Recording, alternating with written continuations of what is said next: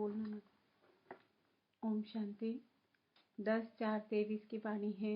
मीठे बच्चे, श्रेष्ठ बनने के लिए सदा श्रीमत पर चलते रहो। लक्ष्मी नारायण भी श्रीमत से इतने श्रेष्ठ बने हैं। प्रश्न, भक्ति में गौमुख का यादगार क्यों बनाया है? उत्तर, क्योंकि संगम पर बाप ने ज्ञान का कलश माताओं के ऊपर रखा है। तुम माताओं के मुख से ज्ञान अमृत निकलता है, जिससे सब पावन बन जाते हैं। इसलिए भक्ति में गौमुख का यादगार बना दिया है।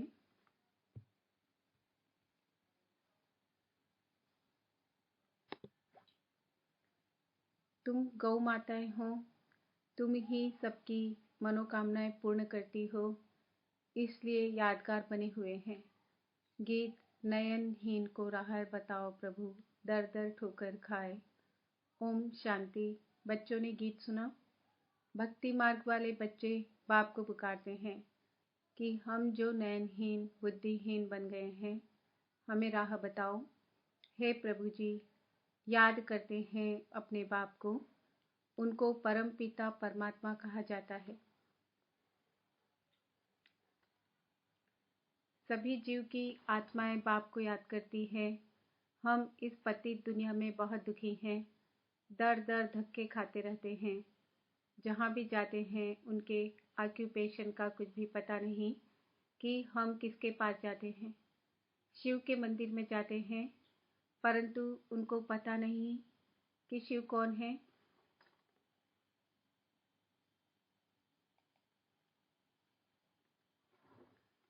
जहाँ भी जाएंगे जाकर माथा टेकेंगे, जानते नहीं कि वह कौन है, कब आए थे।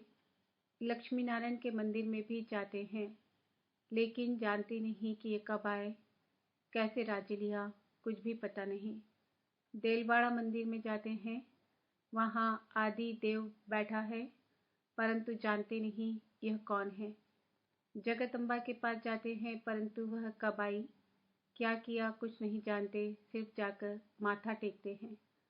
प्रार्थना करते हैं, बच्चा दो, यह दो, वह दो, जानते कुछ भी नहीं। गौमुख पर जाते हैं, कितनी मेहनत करके सीढ़ी उतरते चढ़ते हैं, पता कुछ भी नहीं कि वहाँ क्या रखा है। एक पत्थर का गऊ का मुख बनाया है। कहते हैं गऊ के मुख से गंगा जल निकलता है। अब जानवर के मुख से अमृत थोड़े ही निकलता। तीर्थों पर जाते हैं, किसके भी ऑक्यूपेशन को नहीं जानते हैं कि यह कब आए, क्या आकर किया, हम क्यों पूछते हैं। बुद्धिहीन होने कारण पुकारते हैं, हे प्रभु, हे बाबा, क्योंकि वह सबका बाप है। मनुष्य के 3 बाप कहे जाते। एक है आत्माओं का बाप शिव, दूसरा सारे मनुष्य सृष्टि अथवा मनुष्य सिजरे का रचता प्रजापिता ब्रह्मा, तीसरा फिर लौकिक बाप। भक्त भी एक भगवान को याद करते हैं कि नयनहीन को आकर राह दिखाओ, जो हम सदा ऐसे बने। यह कलयुग तो है ही दुखधाम, सतयुग है सुखधाम, और जहाँ से हम आत्माएं पाठ बजाने आती है, उनको शांति धाम कहा जाता है।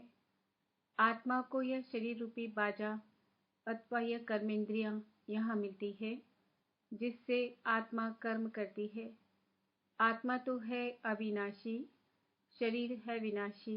आत्मा है पारलौकिक, परमपिता परमात्मा की संतान, शरीर है लौकिक बाप की संतान। आत्मा का बाप एक ही है, उनको याद करने से वर्षा मिलता है।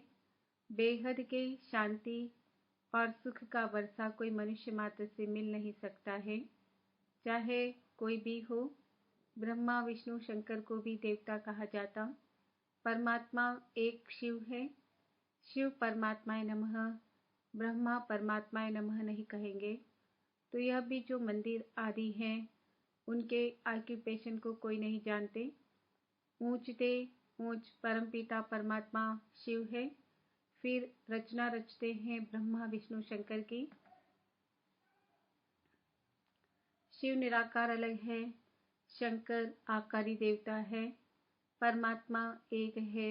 यह पहली अच्छी रीति समझाना चाहिए। पहले तो बाप को जानना चाहिए, जो बाप स्वर्ग का रचता है। मनुष्य तो भक्ति में धक्के खाते रहते हैं। लक्ष्मी नारायण तो है स्वर्ग के मालिक, वहाँ तो सदैव सुख ही सुख है, यहाँ सभी दुखी है, ये दुनिया ही पतित है। सतयुग में भारत पवित्र गृहस्थ आश्रम था, यथा राजा रानी तथा प्रजा सब पावन थे। पतित को पावन बनाने वाला एक ही परमपिता परमात्मा है। राधे कृष्ण सतयुग के प्रिंस प्रिंसेस है, जो स्वयंवर के बाद लक्ष्मी नारायण बनते हैं। स्वर्ग को कहा जाता है शिवालय। अब बाप सबको पावन बना रहे हैं इन भारत माताओं द्वारा, जिनों पर ही ज्ञान का कलश रखा जाता है। भारत में पवित्र राज्य था, अभी है अपवित्र राज्य। ग्रस्त धर्म के बदले ग्रस्त अधर्म हो गया है। फिर बाप आकर पावन बनाते हैं। बाप आत्माओं से बात करते हैं, मैं परमपिता परमात्मा आया हूँ। आत्मा परमात्मा अलग रहे बहुकाल, सुंदर मेला लग रहा जब सदगुरु मिला दलाल। तुम बहुत समय के बिछड़े हुए हो, अब बिल्कुल रोगी पति कौड़ी अच्छा खासा पेट था। अब बिल्कुल रोगी पतित कौड़ी तुल्य बन गए हो। फिर तुमको अगर मेरे जैसा बनना है तो पुरुषार्थ करो। यह भारत माता शक्ति अवतार है। यह शिव बाबा को अपना बाप मानती है। उनसे योग लगाने से शक्ति मिलती है, जिससे 5 विकारों पर जीत पाकर माया जीते जगत जीत बनते हैं। यह हार जीत का खेल है। यह वर्ल्ड की हिस्ट्री ज्योग्राफी समझने से तुम चक्रवर्ती राजा बन सकते हो। बाप ही स्वर्ग के लिए पवित्रता सुख शांति का वर्षा देते हैं। यह राजयोग है, हठ योगी राजयोग सिखा न सके।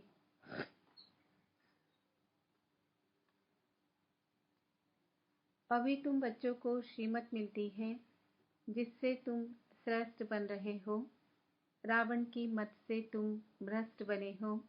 भारत अब रावण की मत पर चलने से इतना दुखी कंगाल बना है।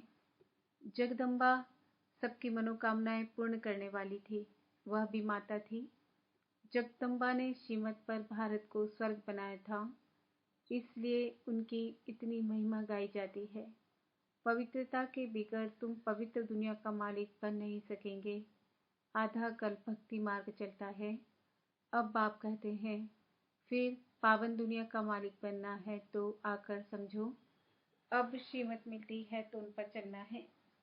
मेरा तो एक शिव बाबा, दूसरा न कोई। मनुष्य तो 84 जन्म लेते हैं। तुम शक्तियाँ हो। शिव बाबा से योग लगाने से तुमको शक्ति मिलेगी, नहीं तो कभी स्वर्ग के मालिक बन ही नहीं सकेंगे। पारलौकिक बाप से 21 जन्मों का वर्षा मिलता ही है संगम पर, इसलिए पुरुषार्थ करना है, बच्चों का भी कल्याण करना है, फिर स्वर्ग के मालिक बन जाएंगे।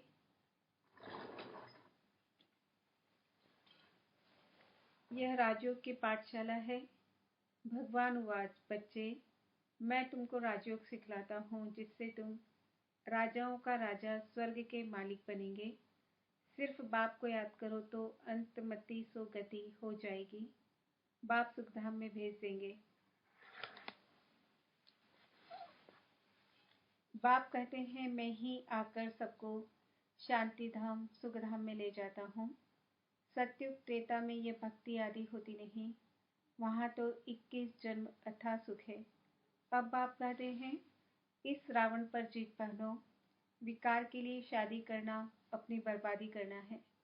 परमपिता परमात्मा ने ऑर्डिनेंस निकाला है कि पवित्र बनो तो जगत का मालिक बनेंगे। इस दुखधाम से शांति धाम सुखधाम में चलना चाहते हो तो ये बातें समझो। तुम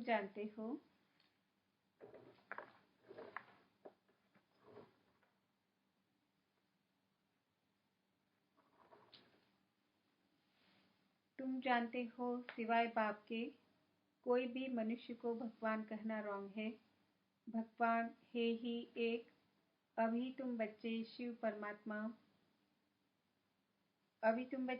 परमात्मा की, ब्रह्मा विष्णु शंकर की, लक्ष्मी नारायण आदि सबकी बायोग्राफी जानते हो। अब तुम श्रीमत से ऐसे लक्ष्मी नारायण समान श्रेष्ठ बन सकते हो। पवित्र तो जरूर बनना है। परमपिता परमात्मा की श्रीमत पर एक बाप को याद करते रहेंगे और पवित्र बनेंगे तो 21 जन्म का राज्य भाग्य मिलेगा। कितनी सहज बात है। यह समझने से तुम भक्ति के धक्कों से, रोने पीटने से 21 जन्म छूट सकते हो। समझाना है सत्युग की स्थापना कैसे होती है, फिर यह चक्र कैसे फिरता है। सारे वर्ल्ड की हिस्ट्री ज्योग्राफी को समझो। यह तो मनुष्य ही समझेंगे। एक बाप की श्रीमत पर चलना है। सर्व पर दया तो एक बाप ही करते हैं। वह ज्ञान का सागर, सुख का सागर है। वही इन माताओं को ज्ञान का कलश देते हैं, जिससे यह सबको पावन बना सकती है। बाकी पानी की गंगा पावन नहीं बना सकती है। यह गौ माताएं हैं जिन्हों को ज्ञान का कलश मिलता है। यहाँ तो पढ़ाई है, पढ़कर देवता बनना है। ब्राह्मण, देवता, क्षत्रिय, वैश्य और शूद्र, यह वर्ण है। ऐसे ही 84 जन्मों का चक्र फिरता रहता है। इस चक्र को जानने से तुम चक्रवर्ती राजा रानी बन सकते हो। अच्छा,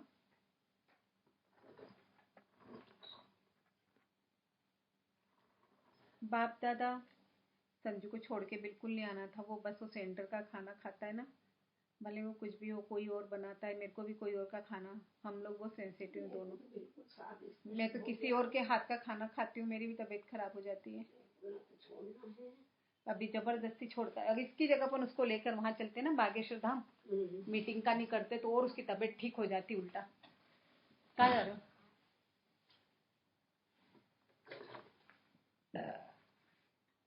बाप दादा और मीठी मीठी जगदम्बा माँ का सिक्किल दे। बाप दादा और मीठी मीठी जगदम्बा माँ का सिक्किल दे बच्चों प्रति याद, प्यार और गुड मॉर्निंग। रूहानी बाप की रूहानी बच्चों को नमस्ते। हम रूहानी बच्चों की रूहानी माता पिता बाप दादा को याद, प्यार, गुड मॉर्निंग, नमस्ते, ओम शांति। धारणा के लिए मुख्य सार।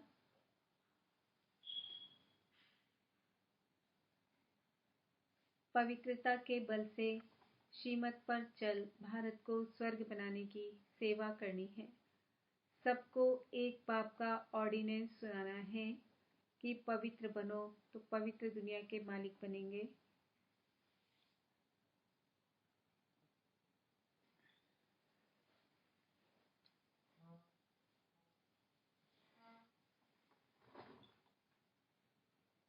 हर एक को 3 बाप का परिचय दे। दुख धाम से शांति धाम और सुख धाम में चलने की राह दिखानी है। भटकने से छुड़ाना है। वरदान। मर्यादा पुरुषोत्तम बन, सदा उड़ती कला में उड़ने वाले। नंबर 1 विजयी भव। नंबर 1 की निशानी है हर बात में विन करने वाले। किसी भी बात में हार न हो, सदा विजयी। यदि चलते चलते कभी हार होती है तो उसका कारण है मर्यादाओं में नीचे ऊपर होना। लेकिन यह संगम युग है, मर्यादा पुरुषोत्तम बनने का युग। पुरुष नहीं, नारी नहीं, लेकिन पुरुषोत्तम है। इसी स्मृति में सदा रहो तो उड़ती कला में जाते रहेंगे, नीचे नहीं रुकेंगे। उड़ती कला वाला सेकंड में सर्व समस्याएं पार कर लेगा। स्लोगन। एक बाप के श्रेष्ठ संग में रहो तो दूसरा कोई संग प्रभाव नहीं डाल सकता। आज का समान है। मैं आत्मा नंबर 1 विजयी हूँ। ओम शांति। मातेश्वरी जी के अनमोल महावाक्य। हर मनुष्य आत्माओं को पहले पहले कौन सी मुख्य पॉइंट्स बुद्धि में रखनी है, जिस पर खूब अटेंशन रखना है। पहले पहले तो अपने को ये पक्का निश्चय रखना है कि हमको पढ़ाने वाला कौन है। दूसरे पॉइंट है हम सभी मनुष्य आत्माएं हैं और परमात्मा हमारा पिता है। हम आत्मा बच्चे और परमात्मा बाप दोनों अलग अलग चीज है। तीसरी पॉइंट, ईश्वर बेंत भी नहीं है, ईश्वर सर्वत्र भी नहीं है। अब यही नॉलेज बुद्धि में रखनी है, इसलिए अपनी नॉलेज औरों से न्यारी है। भले दुनियावी मनुष्य समझते हैं हमको परमात्मा का ज्ञान है। अब उनसे पूछो आप में कौन सा ज्ञान है, तो कहेंगे ईश्वर सर्वव्यापी है। अब परमात्मा तो कहता है मेरा ज्ञान मेरे द्वारा ही मिलता है। जैसे बैरिस्टर द्वारा बैरिस्ट्री, डॉक्टर द्वारा डॉक्टरी सीखी जाती है, भल वहाँ बैरिस्टर भी अनेक होते हैं। एक बैरिस्टर से न पढ़ा तो दूसरा पढ़ाएगा, एक डॉक्टर से न पढ़ा तो दूसरा डॉक्टर पढ़ाएगा। मगर यह ईश्वरी नॉलेज सिवाय एक परमात्मा बिगर कोई भी मनुष्य आत्मा, चाहे साधु संत महात्मा हो, वो भी नहीं पढ़ा सकेगा। तो हम कैसे समझें कि इन्हों में कोई परमात्मा का ज्ञान है। और चौथी पॉइंट, परमात्मा युगे युगे नहीं आता, बल्कि परमात्मा कल्प कल्प एक ही बार इस संगम युग पर अर्थात कलयुग के अंत और सतयुग के आदि संगम पर आता है और अनेक धर्मों का विनाश कराए एक आदि सनातन सतत धर्म की स्थापना कराता है। अब लोग कैसे कहते हैं कि परमात्मा युगे युगे आता है, और ऐसे भी कहते हैं गीता का भगवान श्री कृष्ण वो द्वापर में आया है। अब इन सभी बातों को सिद्ध करना है। गीता का भगवान श्री कृष्ण नहीं है, शिव परमात्मा है, और वो भी द्वापर में नहीं आता, संगम समय पर आया है। पांचवी पॉइंट, गुरु बिगर घोर अंधियारा कैसे हुआ है, वो गुरु कौन है।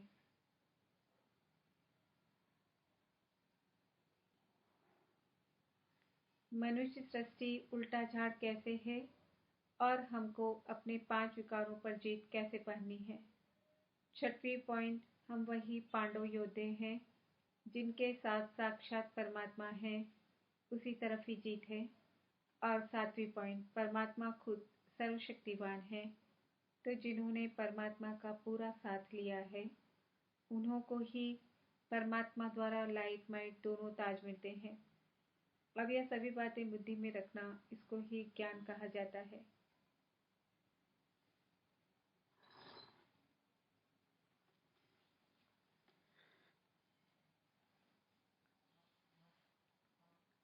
बदनसीबी और खुशनसीबी, अब ये 2 शब्दों का मदार किस पर चलता है, यह तो हम जानते यह तो हम जानते हैं कि खुश नसीब बनाने वाला परमात्मा और बदनसीब बनाने वाला खुद ही मनुष्य है। जब मनुष्य सर्वदा सुखी है तो दोनों की अच्छी किस्मत कहते हैं, और जब मनुष्य अपने को दुखी समझते हैं तो वो अपने को बदनसीब समझते हैं। हम ऐसे नहीं कहेंगे कि बदनसीब व खुश नसीबी कोई परमात्मा द्वारा मिलती है, नहीं। यह समझना बड़ी मूर्खता है। परमात्मा तो हमें खुश नसीब बनाता है, परंतु तकदीर को बिगाड़ना व बनाना यह सब कर्मों के ऊपर ही मदार है। यह सब मनुष्यों के संस्कारों के ऊपर ही है। फिर जैसे पाप और पुण्य का संस्कार भरता है वैसे तकदीर बनती है, परंतु मनुष्य इस राज को न जानने के कारण परमात्मा के ऊपर दोष रखते हैं। अब देखो, मनुष्य अपने को सुखी रखने के लिए माया के कितने तरीके निकालते हैं। फिर उस माया से ही कोई अपने को सुखी समझते हैं और कोई फिर उस ही माया का संस्कार कर माया को छोड़ने से अपने को सुखी समझते हैं। माया का संन्यास कर माया को छोड़ने से अपने को सुखी समझते हैं। मतलब तो कई प्रकार के प्रयत्न करते हैं, परंतु इतने तरीके करते भी रिजल्ट दुख के तरफ जा रही है। जब सृष्टि पर भारी दुख होता है तब उसी समय स्वयं परमात्मा आए गुप्त रूप से अपने ईश्वरी योग पावर से देवी सृष्टि की स्थापना कराए सभी मनुष्य आत्माओं को खुशकिस्मत बनाते हैं। अच्छा, ओम शांति।